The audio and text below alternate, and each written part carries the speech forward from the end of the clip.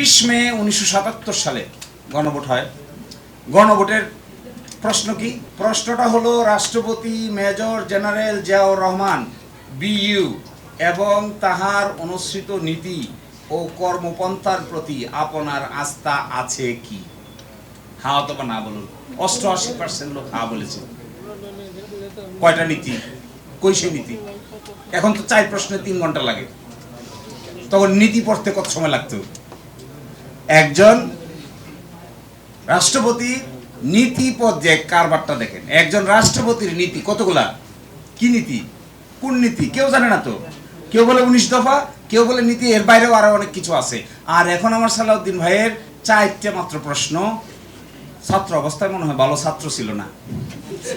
আমরা তো ভালো ছাত্র ছিলাম, সবসময় আমাদের 4 প্রশ্ন পড়তে, আমার ধারণা ফুয়াদ, আমি, তুষার, আমরা যারা আছি, আমাদের 4 প্রশ্ন পড়তে 2 মিনিটের বেশি লাগবে না।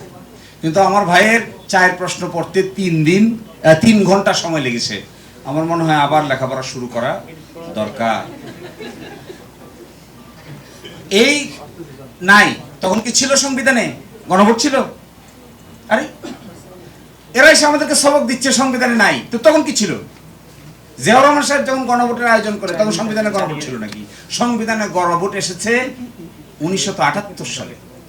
তো 1978 সালে সংবিধানে, তাও মার্শাল ল প্রক্লেমেশনের মাধ্যমে, মার্শাল ল জারি করে সংবিধানে কেটে ছিঁড়ে পোস্টমর্টেম করে সিজার চালিয়ে পছন্দ মতো ডাইনে বামে নিয়ে এই কাজ করে এখন আমাদেরকে এসে সবক শোনাচ্ছে কোনটা সাংবিধানিক আর কোনটা নাকি অসাংবিধানিক।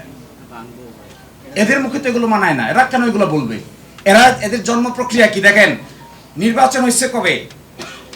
18 ফেব্রুয়ারি 1979 সালে সামরিক আইনের অধীনে জাতীয় সংসদ নির্বাচন অনুষ্ঠিত হয়।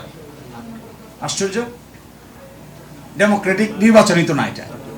সামরিক আইনের অধীনে বিএনপি সংসদের সংখ্যাগরিষ্ঠতা লাভ করে, তখন সামরিক আইনের অধীনে।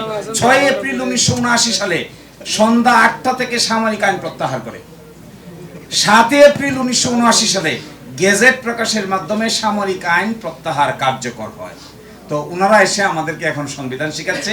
133টি অধ্যাদেশ পড়ে এত রক্তক্ষরণ হচ্ছে, এভরি ডে কে মনে হয় এভরি মান্থ, প্রতিদিন কে মনে হয় একটা বছর। রাতে ঘুমানো যায় না তো। It's such a nightmare, traumatic situation.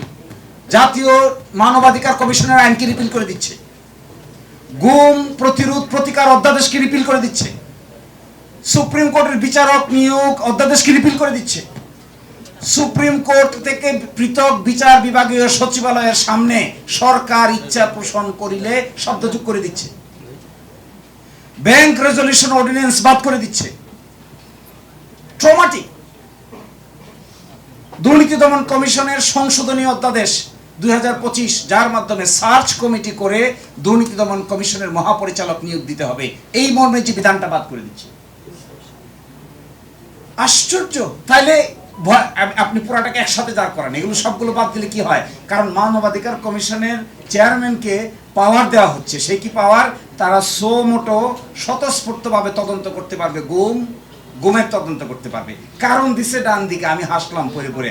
ডান দিকে দিছে গুম নামক অপরাধটার সাথে রাষ্ট্রের গুরুত্বপূর্ণ সংবেদনশীল ব্যক্তিবর্গ জড়িত থাকে মর্মে এই আইনটিকে ল্যাপস করে দেওয়া দরকার। আরে তার একটা আয়নাগর হবে। জাতীয় নোটে লিখছে সাইডে, জাতীয় মানবাধিকার কমিশনের প্রধান যিনি থাকবেন তাকে সরাইতে গেলে সুপ্রিম জুডিশিয়াল কাউন্সিলের সিস্টেম অনুযায়ী সরাইতে হবে। কাউকে হায়ার, কাউকে ফায়ার করা যাবে না। বলছে এই বিধান যদি থাকে তাহলে সরকারের কোনো হস্তক্ষেপ থাকবে না, এই জন্য আইন বাতিল। দুর্নীতি দমন কমিশন বাতিল, মানবাধিকার কমিশন বাতিল, গুম কমিশন বাতিল, গুম প্রতিকার প্রতিরোধ অধ্যাদেশ বাতিল, সুপ্রিম কোর্ট সচিবালয় অধ্যাদেশ আন্ডার সাবসার্ভিয়েন্ট, সুপ্রিম কোর্টের বিচারক নিয়োগ অধ্যাদেশ নাই। আছে কি?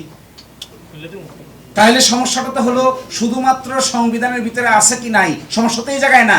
সমস্যা হলো যে কাজগুলো করা হয়েছিল ইন্টারিম গভর্নমেন্টের আমলে ক্ষমতার ভারসাম্য বজায় রাখার জন্য, ওনারা ক্ষমতার ভারসাম্যটা বজায় রাখতে চান না, ওনারা এটাকে অ্যাবসলিউটলি এক্সারসাইজ করতে চান। আসল কথাটা হলো এটা। ফলে এটা খুবই পেইনফুল আমাদের জন্য, ট্রমাটিক। আমরা যারা সময় দিয়েছি, কাজ করেছি, এই সমস্ত অর্ডিন্যান্সগুলোর সাথে দেখেন, এই অর্ডিন্যান্সগুলো যখন হয়, আমার মনে আছে ল মিনিস্ট্রি প্রতিটা অর্ডিন্যান্স ফ্রেম করার আগে 3-4টা ওয়ার্কশপের আয়োজন করছে। আমরা অনেকেই পার্টিসিপেট করেছি এগুলোতে। ইভেন আজকালকার দিনের যিনি ল মিনিস্টার, তিনিও পার্টিসিপেন্ট ছিলেন। আজকে বেমালুম সব ভুলে গিয়েছেন। তো আমার কথাটা হলো এটাই, আমার মনে হয় স্বপ্নটা নষ্ট হচ্ছে, হোপটা বিনষ্ট হচ্ছে, ফ্রাস্ট্রেশন গ্রো করছে, ইয়াং প্রজন্মের মানুষদের মধ্যে কনফিউশন বিল্ড আপ হচ্ছে। এই কনফিউশনটা কি আকারে আবার রাজনীতিতে হাজির হবে এটা এখনই বলার সময় হয় নাই। কিন্তু I am very afraid this type of political sagacity যদি কোনো নেতৃবৃন্দের থাকে, তাহলে এই নেতৃত্ব সম্পর্কে আমাদের আস্থা থাকবে না। আমি সবচাইতে বেশি ওরিড এই প্রশ্নে, অনেক ক্যারিকেচার করে বানিয়েছেন, অনেক যুক্তি দিতে পারবেন, কিন্তু আপনারা যে সত্য বলছেন না, এটা তো আমরা টের পাই। এই যে টের পাই, তাতে আপনাদের সম্পর্কে আবার সেই ট্রল হয় ফেসবুকে। আপনাদের ক্যারেক্টার কোয়েশ্চেন যদি হয়, তাহলে আলটিমেটলি অভ্যুত্থানটা কোয়েশ্চেন হবে। আমরা তো সবাই একসাথে ছিলাম, কম বেশি যাইতো একসাথেই ছিলাম সবাই। সেই জায়গাটায় অভ্যুত্থানের আইকনিক নেতৃত্ব কারা? অভ্যুত্থানের আইকনিক নেতৃত্বকে যদি ধরে ধরে ক্যারেক্টার অ্যাসাসিনেট করার মতো কর্মকাণ্ড করে, তাহলে আলটিমেটলি অভ্যুত্থানটা একটা বড় ধরনের প্রশ্নের সম্মুখীন হবে, ডে বাই ডে হবে।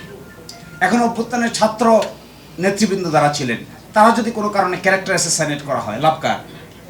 এই বিএনপির নেতাদের ক্যারেক্টার যদি অ্যাসাসিনেট করা হয়, লাভ কার? জামাতের নেতাদের ক্যারেক্টার অ্যাসাসিনেট করা হয়, লাভ হবে কার?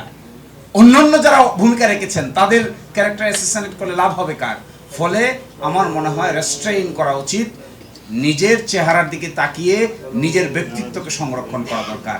আর ডাবল স্ট্যান্ডার্ডের দিকে দেওয়া উচিত না, তাহলে অসম্মান সবার হবে, পরিণতি সবার একই রকম।